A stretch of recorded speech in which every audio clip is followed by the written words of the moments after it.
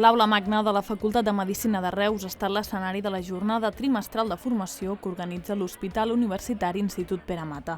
Una jornada celebrada el passat 24 d'octubre que ha girat al voltant del Pla de Serveis Individualitzats, o PSI, i que ha estat la primera d'àmplia representació dels territoris que realitza sobre aquesta temàtica a Catalunya. El PSI és un model de gestió de casos individualitzat en salut mental i addiccions que implica una estratègia d'intervenció assistencial directa en la comunitat. A partir de la valoració de necessitats de la persona afectada, es determina els serveis o recursos que cal mobilitzar en base al paradigma de recuperació i de la presa de decisions participades entre la persona usuària, la família i els diferents professionals que hi estan implicats. A la jornada hi van participar professionals que treballen en el Pla de Serveis Individualitzats de Salut Mental i Addiccions d'arreu del país i va permetre posar en comú les experiències en la implantació d'aquest model de gestió de casos en diversos col·lectius de persones, tot adaptant-lo a la realitat del territori. La presentació d'aquestes conferències ha anat a càrrec de Cori Joan Pere, psiquiatre i responsable de l'Hospital Universitari Institut Pere Mata. Es va fer arribar a PSIs a comarques que no el tenien, com era l'Alt Camp i la Conca, i el Baix Penedès. A part es va ampliar a la població a la qual li donàvem atenció, la vam ampliar amb adolescents, amb psicosis incipient i amb persones de l'àmbit penitenciàries amb un problema de salut mental greu i que estan en un règim semiobert. A continuació va intervenir la psiquiatra de l'Hospital Universitari Institut Pere Mata, Pilar Casaus, coordinadora del Centre de Salut Mental Valls i del Servei Mental de l'Equip de Salut Penitenciari de Mas d'Enric. La seva ponència es va centrar en els PSI com a estratègia d'intervenció comunitària. Se concreta un primer borrador y este es el punto en el que estamos. Es un documento que todavía no está publicado, todo y que sí es un documento que se utilizó ya con regiones sanitarias para hacer las contrataciones de la ampliación de los nuevos equipos de PSI. Muchos de todos vosotros estáis aquí respondiendo a esto. Seguidament van prendre la paraula Joan Bagué, psiquiatre i director mèdic del Centre de Psicoteràpia Barcelona Servei Salut Mental, i Tina Orenya, cap d'àrea de rehabilitació del mateix centre. Ambdós van pronunciar a la conferència Intervenció en crisi al domicili. Una serie de objetivos en el cual uno de ellos es establecer en cada territorio un plan de desarrollo de alternativas a la hospitalización convencional y de atención domiciliaria. Aquí es en donde estamos ahora y esto es lo que intentamos implementar.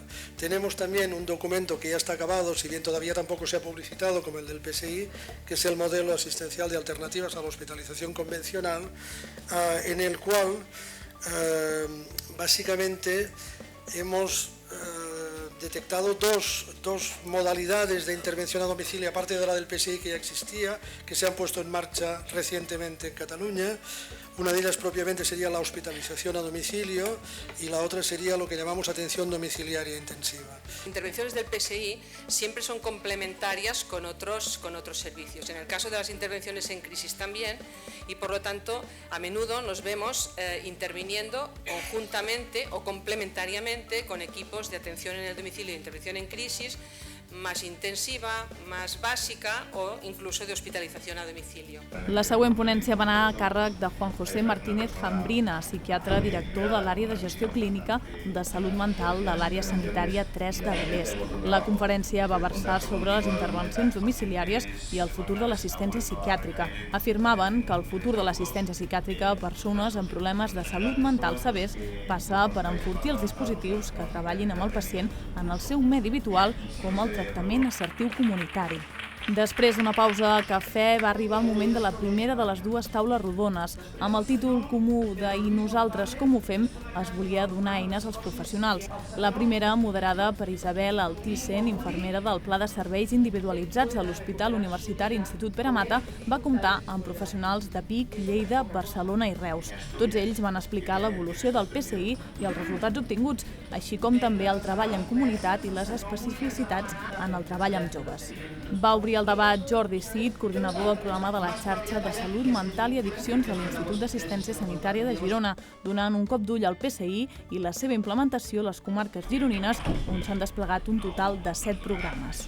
Tot seguit, Joan Marc Dolcet, psicòleg, coordinador del PSI a Lleida. Des de l'àrea de psiquiatria i salut mental de l'Hospital Universitari Santa Maria, gestió de serveis sanitaris, ens va explicar l'evolució del PSI, tant del servei com del concepte, des de que es va implementar a Lleida l'any 2007. És a dir, nosaltres tenim un equip que el que per nosaltres era bàsic és que estiguessin contemplades 4 pilars o 4 figures, que seria la psicologia, el treball social, la infermeria i l'educació social.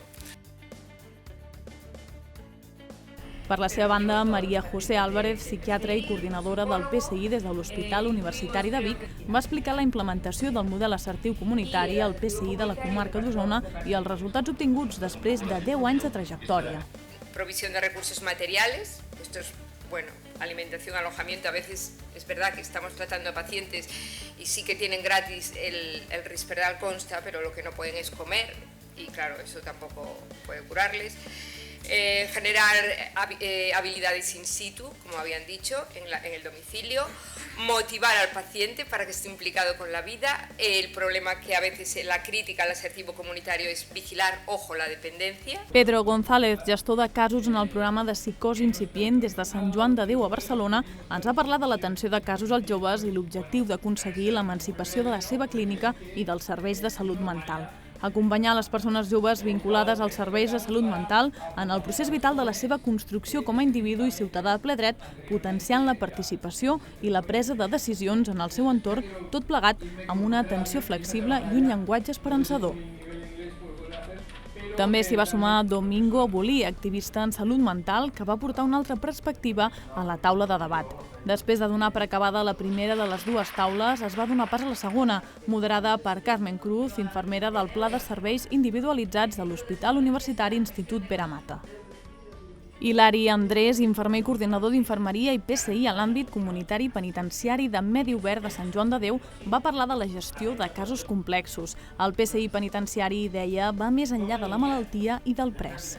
Yolanda Domingo, treballadora social del Pla de Serveis Individualitzats de l'Hospital Universitari Institut Pere Mata, va continuar exposant el PSI com una eina bàsica de treball en la comunitat. El PSI comença a caminar a finals dels anys 90, quan el Pla de Salut de Catalunya l'identifica com un dels objectius a assolir en salut mental, seguint el que són les directrius de l'OMS.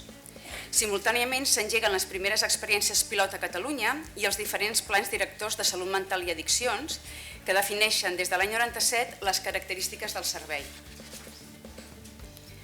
D'això ja en farà més de 20 anys i actualment el model d'atenció comunitària en salut mental plantejat pel Pla Director de Salut Mental i Addiccions posa la persona com a centre i es basa no només en una valoració integral de les seves necessitats, sinó també en una atenció integrada dels diferents recursos per assolir una atenció accessible, de qualitat, eficient, sostenible i amb equitat territorial, que permeti anar més enllà del paradigma de la recuperació i en faciliti la inclusió comunitària. Tot seguit va intervenir Lourdes Buron, treballadora social a Móra d'Ebre i membre de la Fundació Pere Mata a les Terres de l'Ebre. Va parlar de l'impacte del PSI a l'atenció en salut mental en aquest àmbit territorial. Per acabar, Lourdes Acosta va aportar una altra perspectiva al debat. Després de donar per acabada la segona taula rodona, Cori Joan Pere va cloure la jornada trimestral de formació de l'Hospital Universitari Institut Pere Mata, Pla de Serveis Individualitzats en Salut Mental i Addiccions.